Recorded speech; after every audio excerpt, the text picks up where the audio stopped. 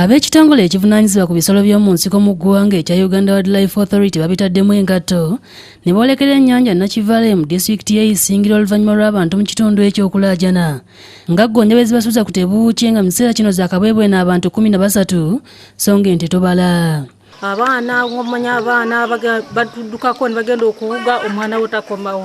Ogenda okuwulira nti omwana ng'akwatiddwa Ggoonya. Abamu ku bantu abogeddeko ne Bukedde TV okuli Merabu Fenekansi Ggoonya gwe yakomya ku mugo gw'entaana ne Muzeeyi Thomas Mbala Bukedde gwe yaliira omwana Ggoonya bazinyumyanga lutabaalo. Tukubira gavumenti omulange etuyambe etugire mu Ggoonya abaana baffe baggwawo. Najja kutaha miezi kuina manti ekankwata kakwata n'edomola. Omukungu okuva mu kitongole ekyo Noel Abaho asabye abantu okukomya okulimira ku mbalama z'ennyanja kubanga bakizudde nti wano Ggoonya we ziwummulira mu biseera byazo eby'eddembe.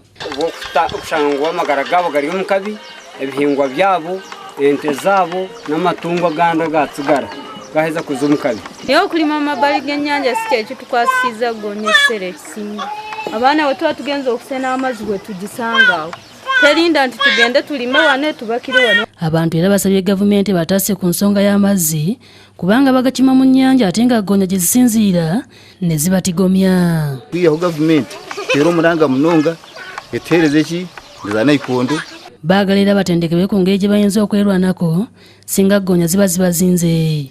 Headquarters za uwa ziri hare kandi tuba kubasa kuraka kutuyamba twabaterire simu so ekayareta program yo kurikurutinga community rangers bagumeni bayamba in case bari aba bataruhu.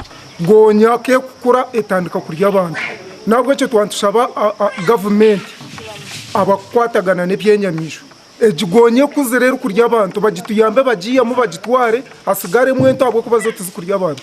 Twagala baje batuyambe bazikwate basole okututasa ekizibu. Damba Wizil yakusakidde eggulire lino ku lwa Bukedde TV.